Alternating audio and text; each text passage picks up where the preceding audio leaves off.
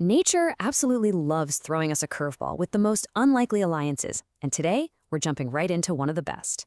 Welcome to This Explainer. We are heading straight to the African savanna, right at golden hour, to unpack a seriously remarkable partnership between a near-blind giant of the plains and its tiny, feathered bodyguard. Just picture this. Imagine you're breathing in that crisp, cool air as we look out over these breathtaking, endless grasslands, completely wrapped in a soft morning mist. And out of that mist, this immense white rhinoceros slowly steps through the tall golden grass. A few moments later, a tiny red-billed oxpecker just flutters right down, landing super gently on the rhino's massive back. It looks incredibly peaceful, right? But honestly, beneath the surface, there's a vital, high-stakes survival mechanism kicking into gear right before our eyes. Okay, so what we're actually looking at here is a perfect textbook case of mutualism. You've probably heard the term. It's that ecological relationship where two completely different species interact and both basically get a massive benefit. But this isn't just some casual, friendly meetup. This is a foundational gear that keeps massive, highly complex ecosystems thriving day in and day out. Let's really look at these two side by side because it's fascinating. On one hand, we have the sovereign, the white rhino. We're talking immense size, incredibly thick skin, those magnificent detailed horns, but notably really, really poor eyesight. And on the other hand, you have the sentinel, the red-billed oxpecker. It's tiny, agile, covered in these bright, colorful feathers, equipped with incredibly sharp vision, and armed with this absolute precision beak. I mean, they are physical opposites in almost literally every single way. But actually, that's exactly why they fit together so perfectly. But wait, as that warm African sun rises higher in the sky, we kind of need to zoom in. If you look closely at the thick folds of the rhino's skin, what looks like impenetrable armor from a distance is actually this crazy microscopic battleground. Deep down in those skin folds, totally hidden from the naked eye, you've got these teeming populations of ticks and parasites just clinging to the giant. And the bird is so methodical about this. It acts with literal surgical precision to solve this parasite problem for the rhino. First, it lands super softly so it doesn't spook the big guy. Then it expertly navigates that dense, tricky terrain of skin folds, around the ears and the legs. Finally, it uses that highly specialized beak to extract the hiding insects one by one. It is just incredibly precise work. Talk about a win-win scenario, right? The oxpecker basically gets this highly reliable, all-you-can-eat buffet, and it doesn't even have to hunt for it. Meanwhile, the rhino gets this deep tissue cleaning that it could literally never manage on its own.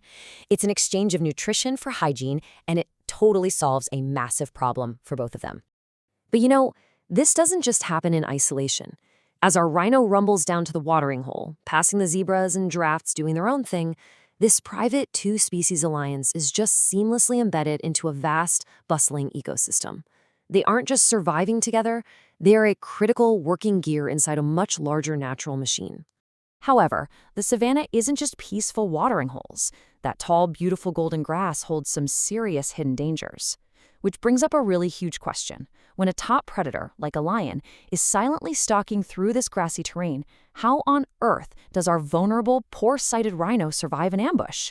I mean, without being able to see the danger coming, the rhino is at a massive disadvantage. And that is exactly when the whole vibe shifts. Just as the lion approaches silently, the oxpecker becomes hyper-alert. It completely stops grooming, violently flaps its wings, and starts emitting these incredibly loud, piercing warning calls that just echo all the way across the savanna.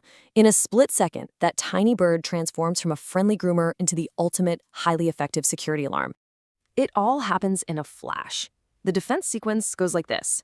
The oxpecker spots the hidden danger, sounds the alarm, and boom, the massive rhino immediately lifts its head to directly face the threat. Now, losing the element of surprise against a 3-ton armored giant? Yeah, the stalking predator is forced to slowly retreat. The tiny bird literally just saved the sovereign's life. And the craziest part? This isn't just a quick morning chore.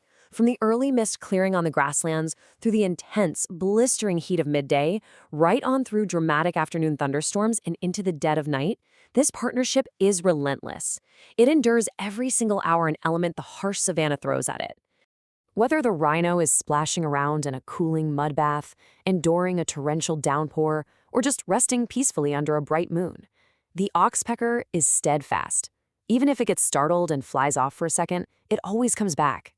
It is a deeply faithful, constant companion to the giant. Because, let's face it, surviving the open African savanna is totally unforgiving. You've got blinding dust clouds, intense UV rays, thick, heavy mud, and pitch black darkness. The sheer fact that they weather these absolute extremes together really proves just how deeply reliant they are on one another for survival. So, as that golden hour sets in over the plains, casting those long, gorgeous natural shadows everywhere, we're really looking at the ultimate blueprint of mutualism at work. It's just this stunning real-world reminder of how deeply connected the natural world truly is.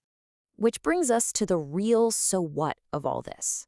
The sheer scale of the African savanna relies completely on these tiny, often unseen connections.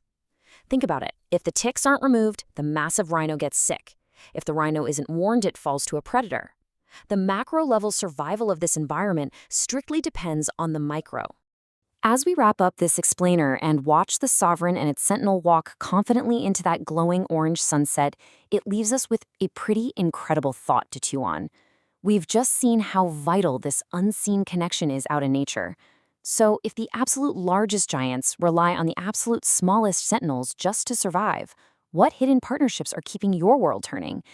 Thanks so much for joining me today, and keep your eyes peeled for those hidden connections around you.